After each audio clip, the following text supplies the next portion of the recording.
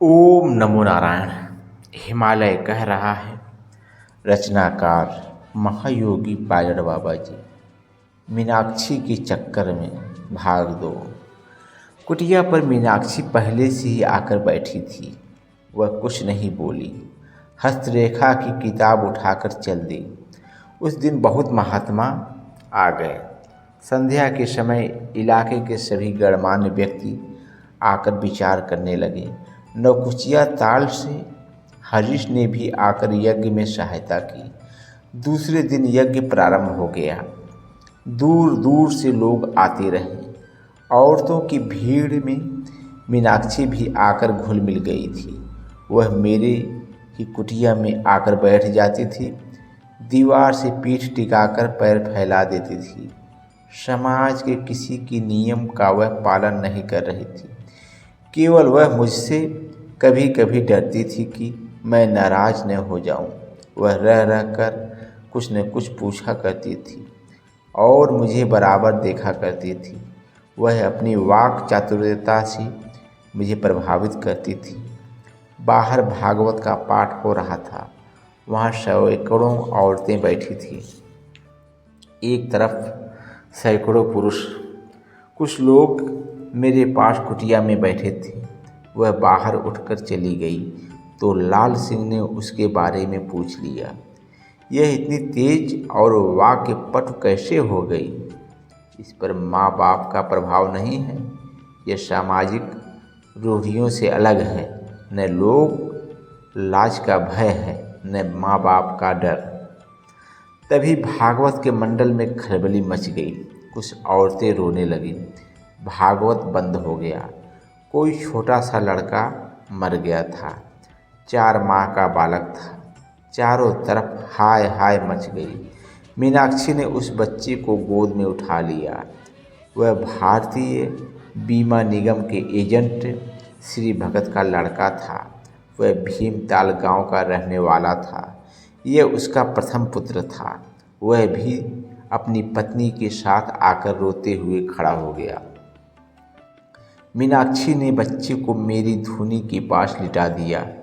अगर यह पूरी तरह से मर गया तो तुम्हारे ऊपर इसका काफ़ी प्रभाव पड़ेगा। पूरे जीवन भर इस कलंक के टीके को तुम ढोते फिरोगे। जो कुछ करना है जल्दी करो। मैंने सभी को शांत रहने के लिए कहा और कुटिया को बंद करके धूनी पर बैठ गया। मैं घंटों समाधिस्थ रहा। मीनाक्षी उसे सहलाती रही। धीरे धीरे उसके शरीर में श्वास का तीव्र संचार हुआ और वह रोने लगा। मीनाक्षी उसे चुप कराती रही, पर वह चुप नहीं हुआ तो उसे लेकर बाहर निकल गई। उसकी माँ ने उसे लपक कर गोद में ले लिया। मीनाक्षी ने कुटिया बंद कर दी। कुटिया में धुआं धुआं हो रहा था। मैं 1 घंटे बाद कुटिया को खोलकर बाहर निकला। लोग जय जयकार करने लगे, पर मैं कहीं दूर अपनी दुनिया में खोया था। मैंने प्रकृति के नियमों का उल्लंघन किया था। यह मीनाक्षी की विजय थी और मेरी हार। मीनाक्षी पीपल के वृक्ष के नीचे बैठकर हंस रही थी। उसे देखकर ऐसा लग रहा था जैसे आज वह मेरी अनंत वाटिका में घर बनाकर बस जाएगी। सभी खिले कमल दल के पुष्पों को तोड़कर फेंक देगी। तभी तो आज हंस रही है। भागवत पुनः शुरू हो गया। मैं कुटिया में आकर बैठ गया। पूरे दिन यही लोगों की चर्चा का विषय रहा। शाम को प्रसाद वितरण के बाद सभी चले गए। सभी महात्मा अपने अपने आसन पर लेटने चले गए। कुटिया से निकलकर मैं अरकोरे की गुफा में जा पहुंचा। तभी जयंती आ गई और आकर मेरे पास बैठ गई। यह दूसरी मुसीबत मेरे गले पड़ना चाहती थी। वह भी मुझे हाथ देखने के लिए बाध्य करने लगी। बड़ी मुश्किल से उसे वहाँ से भेजा और गुफा में बनाए आसन को उठाकर बाहर फेंक दिया और लौटकर चल दिया। जयंती खड़ी होकर देख रही थी, फिर दौड़कर मेरे साथ ही नीचे उतरने लगी अबोध बालिका अंतरंग गली में आकर क्यों बह जाना चाहती है। दूर रास्ते में खड़ी मीनाक्षी यह सब देख रही थी। मैं ठिठक कर रुक गया। दो किनारों के बीच में उलझा था। मैं अपनी विचार तरंगों को भेजना शुरू किया। जयंती मुड़कर चली गई, मीनाक्षी नहीं गई। वह दौड़कर मुझसे लिपट गई, अपनी चुन्नी को फैलाकर मुझे बैठा दिया और उसके पैर खुशी से झूम उठे। सारा बगीचा संगीतमय हो गया। वातावरण में प्रणय ही प्रणय का दृश्य नजर आने लगा। यह क्या हो रहा है? मैं कहाँ खोता चला जा रहा हूँ? ऐसा तो कभी नहीं हुआ था मेरे साथ। मैं मुग्ध होता रहा। चांदनी छिटक रही थी और मैं भटकता चला जा रहा था। तभी वातावरण के सन्नाटा समाप्त करके मीनाक्षी बहुत दूर ले जाना चाहती थी कि ममतामयी माँ ने आकर मेरा रास्ता रोक लिया और हाथ पकड़कर अलग खींच ले गई। उसने झकझोर कर मुझे चैतन्य किया, जैसे मैं गहरी नींद से जागा हूँ। माँ को देखकर मैं अवाक रह गया। आज वह सफ़ेद वस्त्र पहनकर साध्वी रूप में सामने खड़ी थी और वह कुछ नाराज सी लग रही थी। तो भी मुझे राहत देते हुए कहा, तुम भटकते चले जा रहे हो, प्रकृति के नियमों का उल्लंघन कर अपने ही हाथों अपना पतन करना चाह रहे हो। यदि मैं न आती तो मीनाक्षी आज तुम्हें गहन अंधेरे में ढकेल देती और तुम भटकते रहते। अब तुम इस जगह को कुछ दिनों के लिए छोड़ दो। अभी वह प्रतिशोध की अग्नि में जल रही थी। वह कभी भी तुझे जला सकती है। नारी प्रेरणा भी है और अभिशाप भी। वह एक तरफ पैदा करती है, दूसरी तरफ मारती है। नारी तुम्हारी कमजोरी नहीं है और न नारी तुम्हारे लिए भय का कारण है, पर नारी के लिए तुम प्रतीक बन सकते हो, प्रेरणा के स्रोत बन सकते हो। मीनाक्षी को संभालो, तुम्हारा मार्ग हमेशा के लिए साफ हो जाएगा। माँ मुझे कुटिया तक पहुँचाकर लौट आई। मैंने कमंडल से पानी लेकर अपने आप को अभिमंत्रित किया। तत्पश्चात कुटिया को भी प्रभावित किया। कुटिया के अंदर और चारों ओर अपनी ममता, स्नेह, मातृत्व में प्रभावित विचार तरंगों को छोड़ा। निश्चित होकर जाप में लग गया। दूसरे दिन बहुत भीड़ रही। मीनाक्षी आज भी थी, पर आज चंपा सतवाल उस पर हावी हो गई थी। उसके हर क्रियाओं को चंपा मात दे रही थी। मजबूर होकर मीनाक्षी ने चंपा के समक्ष समर्पण कर दिया। मेरी विचार तरंगों ने काफ़ी काम किया। माँ बहनों की भीड़ बनी रही, ममता और स्नेह से युक्त।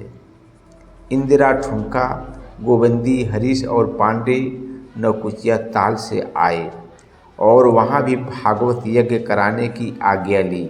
आज सब कुछ सरल रूप से चल रहा था। प्रेमा मीनाक्षी का समाधान बन गई। तभी बालक बाबा अवघड़ और वैद बाबा जी आ गए। करकोटक की ओर से रामदास जी गरीबदास जी को लेकर आ गए। श्रेष्ठ महापुरुषों के पर्दापण से मुझे बड़ा बल मिला। मंदिर पर रात को भी चहल पहल हो गई। खूब मिले हम बहुत दिनों से विछुड़े ईश्वरीय अनुभूति के यात्री। मीनाक्षी प्रभावहीन हो गई और दूसरे दिन से आना बंद कर दिया। न जाने किस दुनिया में खो गई। दूसरे दिन यज्ञ की पूर्णाहुति करा दी गई। सभी महात्मा और अतिथि ब्राह्मणों की विदाई हो गई।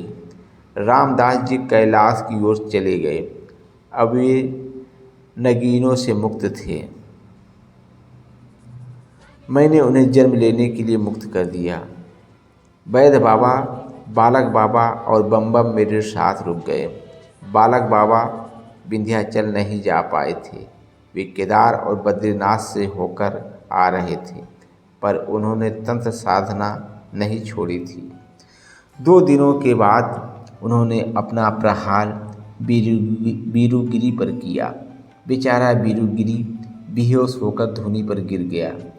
मैं कुटिया में नहीं था, तभी चंपा ने आकर उन्हें विभूति का टीका लगाया और वे ठीक हो गया। कुछ देर के बाद मैं आया तो सारी घटनाओं की जानकारी हुई। मैंने पेड़ की तरफ देखा। पीपल के पेड़ पर एक बिल्ली बैठी थी। वह मुझे देखते ही सहम गई और म्याऊं म्याऊं करने लगी। मैंने पीपल की जड़ में एक कमंडल पानी डाला और उस पानी में जब नमक डालने लगा तो बालक बाबा ने मेरा हाथ पकड़ लिया। ऐसा मत करो, मैं अपनी क्रिया वापस करता हूँ। तभी मीनाक्षी आ गई और बालक बाबा से झगड़ पड़ी। बालक बाबा बड़ी मुश्किल से वहाँ से निकलकर लाल सिंह बिष्ट के घर पहुँची। मैं दूसरे दिन मीनाक्षी को लेकर चंडीगढ़ हरिद्वार चला गया। हरिद्वार में अवतार बाबा ने मीनाक्षी को मेरे साथ देखा। उन्होंने उसे तुरंत छोड़ देने को कहा। मैं उसे लेकर लौट गया। बालक बाबा चले गए थे। मैं नौकुचिया ताल मंदिर पर आ गया। हरीश और चंद्रशेखर डुमका के अथक प्रयास से यहाँ पर यज्ञ का आयोजन हुआ। 883 एटी बटालियन के सहयोग से यहाँ का यज्ञ बड़ा ही सुंदर रहा। कर्नल हरभजन सिंह, मेजर प्रधान और कैप्टन पांडे का अच्छा सहयोग रहा। जनार्दन तिवारी ने वेदव्यास का काम किया। इंदिरा गोविंदी के नेतृत्व में महिलाओं ने अपना कर्तव्य निभाया। यहाँ पर भी मीनाक्षी आती रही।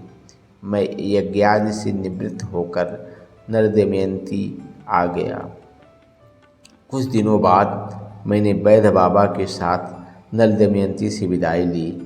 बम बम को यहाँ बैठा गया और हम दोनों अजमेर ख्वाजा साहब होकर पुष्कर राज में अगस्त्य मुनि गुफा में कुछ दिन रहे।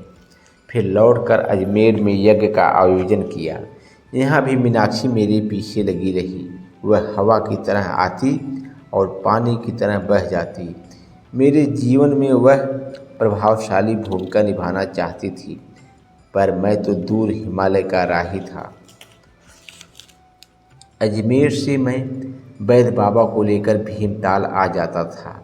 अब मेरे पास 2-2 गाड़ियाँ थीं। सामाजिक प्रतिष्ठा को प्राप्त कर गया था। मुझसे मिलने के लिए देश के बड़े बड़े व्यापारी और नेता आ रहे थे। यह घटना 1971-72 की है, जब राजस्थान में भीषण अकाल पड़ा था। बरकतुल्लाह खां वहाँ के मुख्यमंत्री थे। उनसे एक दिन अजमेर सर्किट हाउस में भेंट हुई। उन्होंने यज्ञ के माध्यम से अकाल पीड़ितों की सहायता करने के लिए कहा। उसी दौरान मैं 2 गड़मड़ दोनों भाइयों का संपर्क में आया। भागीरथी कनोडिया के घर गया। श्री घनश्याम दास बिड़ला जी से बसंत बहार में मिला। राजस्थान के भूतपूर्व शिक्षा मंत्री शिवचरण माथुर और परशुराम यदुराणा संपर्क में आए। प्रधानमंत्री के निवास पर गया। श्रद्धेय राज बहादुर जी का सहयोग मिला, पर स्वार्थी तत्वों के कारण यज्ञ सफल नहीं हुआ और मैं जयपुर स्टेशन से गायब हो गया। मैं पुनः हिमालय में आ गया, उत्कृष्ट अभिलाषाओं में खोया। मीनाक्षी पुनः मुझ पर प्रभावित होने लगी थी तो चंपा ने कहा, दाजू भाई साहब, आप ठीक नहीं कर रहे हैं। मीनाक्षी आग की तपती हुई शोला है, जो उसमें पड़ जाएगा वह जलकर राख हो जाएगा। प्रेमा ने अनुमोदन किया, पर तो भी मैं मीनाक्षी के निकट बना ही रहा। भिन्न भिन्न तरह की विचारधाराएं फैलने लगीं। मैं बेपरवाह आगे बढ़ता रहा। एक दिन अल्मोड़ा से लौटकर मैं पैदल ही आया। बरसात से सभी रास्ते बंद हो गए थे। आते आते रात हो गई थी। मीनाक्षी मुझे मिल गई। उसकी हालत देखकर मैं अवाक रह गया। वह मेरी उपलब्धियों को पी जाना चाहती थी। अभी तक वह मेरी प्रेरणा का स्रोत थी, अब वह अभिशाप बनना चाहती है। मैंने भावावेश में आकर मीनाक्षी को थप्पड़ मार दिया। वह कर्तव्य विमूढ़ होकर मुझसे देखने लगी, अपनी ही ज्वाला में जलने लगी, अपने गाल पर हाथ रखकर सहलाने लगी। फिर बोली, योगी राज, तुम जीते में हारी। मैं मीनाक्षी नहीं, अब मेनका हूँ। मैं प्रतिशोध की अग्नि में धधक रही हूँ। हर राह में तुम्हें मैं गिरा देना चाहती थी। यह मेरा नहीं, मुझे प्रेरणा देने वालों का विचार था, पर इस थप्पड़ ने मुझे रास्ता बता दिया। यह उनकी हार है, मेरी हार नहीं। मैं तो अब चलती हूँ। जब कोई मुझे प्रोत्साहन देता है, मेरा इतिहास यहीं पर समाप्त हो रहा है। तो मीनाक्षी के चक्कर से बच गए। शुभकामनाएं योगी, तुम्हारा मार्ग प्रशस्त हो, निर्विरोध निर्विघ्न हो। वह चली गई। उसका इतिहास उस दिन की बरसात भरी रात्रि में लुप्त हो गया और मैं आगे बढ़ गया। शेष अगले भाग में।